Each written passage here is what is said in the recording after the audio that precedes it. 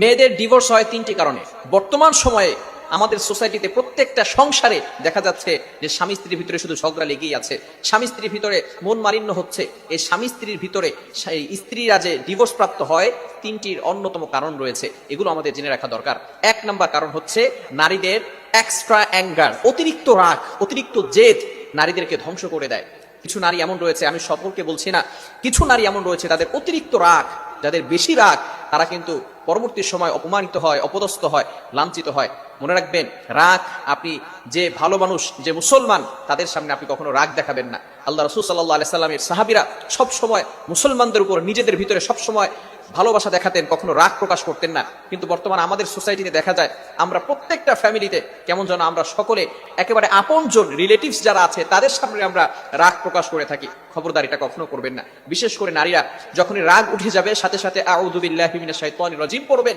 এরপর যদি রাগ না কমে তাহলে আপনি দাঁড়িয়ে থাকলে বসে যাবেন, বসে থাকলে আপনি শুয়ে যাবেন। এরপর যদি আপনার রাগ না কমে তাহলে আপনি ওযু করবেন ঠান্ডা পানি দিয়ে, আপনার মুখে ঠান্ডা পানি দিবেন, তাহলে ইনশাআল্লাহ আল্লাহ তাআলা আপনার রাগকে কমিয়ে দিবেন। তারপর অতিরিক্ত রাগ দেখাবেন না। মেয়েরা অতিরিক্ত রাগ দেখায়, যার কারণে স্বামীরা তাদেরকে ডিভোর্স দিয়ে দেয়। খবরদার, স্বামীদেরকে অতিরিক্ত রাগ দেখাবেন না। নাম্বার 2, দ্বিতীয় নাম্বার হচ্ছে স্বামীর মুখে মুখে তর্ক করা। অধিকাংশ মেয়েরা এমন রয়েছে যারা স্বামীর মুখে মুখে তর্ক করে। এমন একটা পর্যায়ে চলে যায় যখন স্বামীর সাথে তর্ক করতে করতে করতে করতে একটা সময় স্বামীর রাগ অতিরিক্ত বেড়ে যায়, আবার ওই সময় বলে যে তুমি আমাকে তালাক দাও, তোমার সাথে থাকলাম না, সমস্যা কি? সাথে সাথে স্বামীও তাকে তালাক দিয়ে যায়, যে যাও তোমাকে তালাক দিয়ে দিলাম, তোমাকে তালাক দিলাম, তোমার 14 গোষ্ঠীকে তালাক দিয়ে দিলাম। এই রাগের মাথায় যে তালাক দিয়ে দিয়েছে, তালাক তো হয়েই গেছে। সুতরাং এই ক্ষেত্রে কখনো স্বামীর মুখে মুখে তর্ক করা এটা আদর্শ স্ত্রীর কাজ নয়। আল্লাহ রাসূল সাল্লাল্লাহু আলাইহি ওয়াসাল্লাম বলে দিয়েছেন, আদর্শ স্ত্রী তো এমন হবে যে তার স্বামীর সাথে ভালো ব্যবহার করবে। আপনি আপনার স্বামীর সাথে ভালো ব্যবহার করেন, স্বামীর সাথে খারাপ ব্যবহার করবেন না। আল্লাহ রাসূল সাল্লাল্লাহু আলাইহি ওয়াসাল্লাম ঘোষণা করে দিয়েছেন, যদি কোনো নারী এমন অবস্থায় মৃত্যুবরণ করে, যদি ওই স্বামী তার স্ত্রীর উপরে সন্তুষ্ট থাকে, ওই নারীকে আল্লাহ তাআলা বিনা হিসাবে জান্নাত দিয়ে দিবেন। সুতরাং সবসময় আমাদেরকে সতর্ক থাকতে হবে যে আমরা কখনো স্বামীদের সাথে, বিশেষ করে নারীরা কখনো স্বামীদের সাথে খারাপ ব্যবহার করবে না। এটাই হচ্ছে একজন আদর্শ নারীর মূল কাজ। এজন্য সবসময় মাথায় রাখতে হবে, স্বামীর মুখে মুখে তর্ক করা যাবে না। আল্লাহ রাসূল সাল্লাল্লাহু আলাইহি সাল্লাম বলে দিয়েছেন, যদি আল্লাহ তাআলা ছাড়া কাউকে সিজদা করা জায়েজ থাকতো, তাহলে একমাত্র স্ত্রী তার স্বামীকে সিজদা করতে পারতো।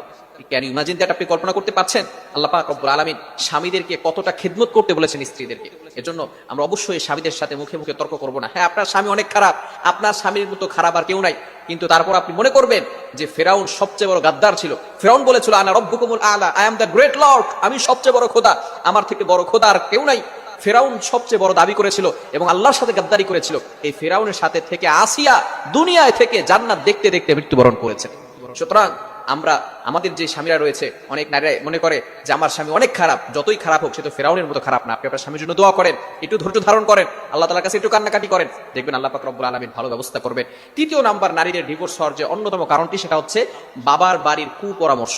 ভালো করে মনে রাখবেন, অনেক মায়ের কারণে অনেক মেয়ের সংসার নষ্ট হয়ে যায়। মা